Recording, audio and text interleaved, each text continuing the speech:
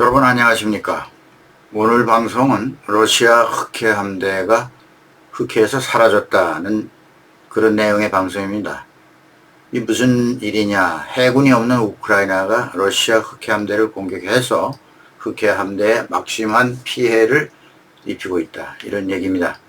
러시아가 세바스토폴 흑해 함대 사령부를 포기했다는 얘기도 전해지고 있죠. 세바스토폴에 정박 중인 잠수함, 상륙함, 호위함 등 러시아 해군 주요 자산 상당수가 크림반도에서 러시아 본토인 노브로시스크와 북오세티아 항구로 대피해서 은폐물로 방어를 하고 있다는 그런 소식이 전해지고 있습니다. 여기 영상에 보시는 무인 수상 드론이 마구라 V5라는 드론인데요. 계속 이것이 이제 발전하고 있습니다. 최근에는 공격해오는 항공기를 겨냥해서 로켓포를 발사하는 드론으로 업그레이드 되고 있습니다. 네, 우크라이나군은 최근 소형 함정들까지 모두 색출해서 공격하면서 함대 괴멸 작전을 계속 이어오고 있습니다. 함정 주변의 부유 장벽에 해당하는 붐스와 그물을 쳐서 무인 잠수정이 뚫고 들어오지 못하게 해놓고 숨어 있다는 그런 얘기죠. 흑해에는 우크라이나의 무인 잠수정과 수많은 드론대가 날아들고 있어서 수시로 함정을 스토킹하는 바람에 위험에 직면해 있다고 합니다.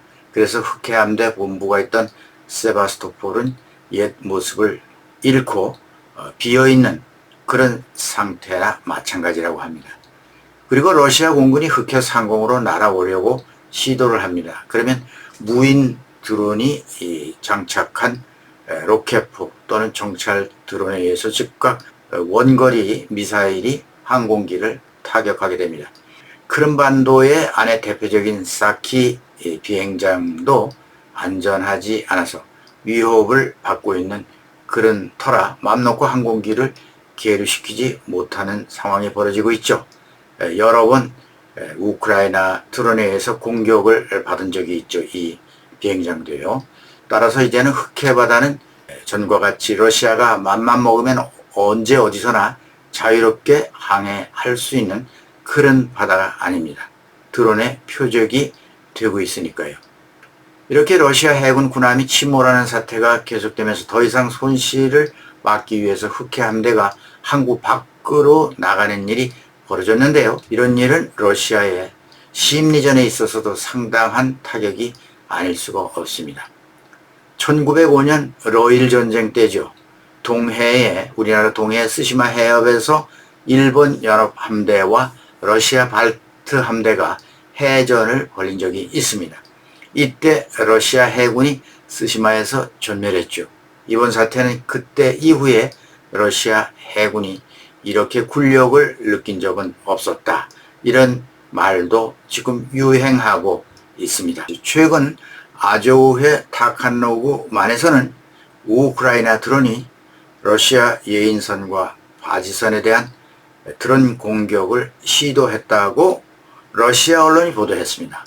바지선 섹션 179 우크라이나 드론에 의해서 구조물이 손상되었고 예인선 엔지니어 스미로노프의 창문이 달아났다고 러시아 텔레그램 채널이 밝혔습니다.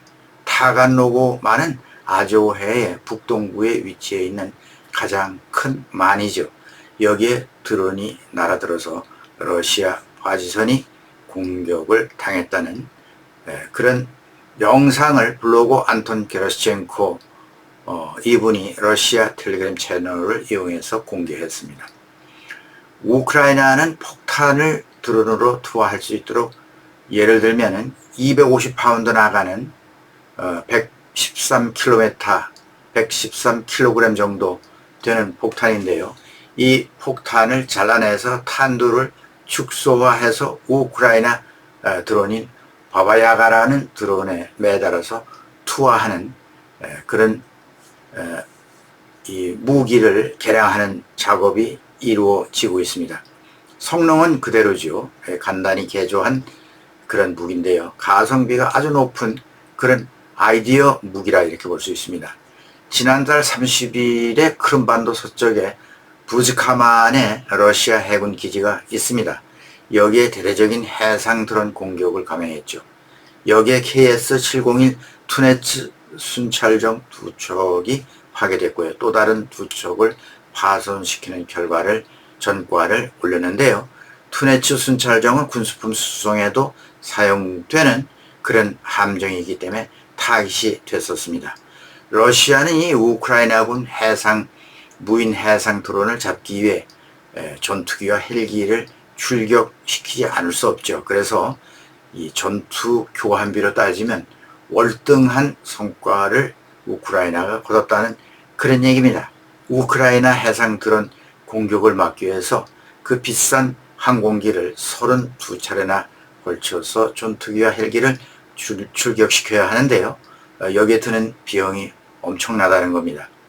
지난달 6일에도 부츠카만을 공격해서 우크라이나군 고속정 한 척을 파괴했다고 발표했습니다. 우크라이나는 흑해 함대를 밀어내는 것으로 그치지 않고 러시아 영토인 노브로시스크 항까지 타격할 것으로 보입니다. 실제 아조해에 있는 러시아 항만들을 타격한 적이 있죠.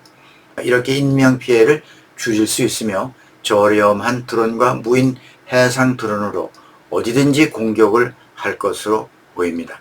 러시아는 주요 함선의 안전을 고려해서 돈강, 볼가강을 연결하는 운하가 있는데요.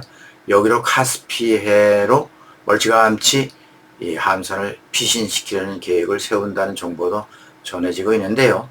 문제는 흑해 제해권을 행사하지 못하는 상황에서 우크라이나가 벼르고 있는 케리치 대교 폭격을 다시 감행한다면 전선의 보급로가 차단되면 물론 부서진 교량 잔해가 바다 밑으로 가라앉아서 장애물이 될 수 있다는데 신경을 쓰지 않을 수 없는 거죠. 이럴 경우 흑해 함대는 아조해에 갇혀서 기능을 상실하게 될 수 있다는 얘기고요. 가뜩이나 수심이 낮은 흑해 바다에 앞으로 흑해 함대 진출이 어떻게 될지 상당히 주목이 됩니다.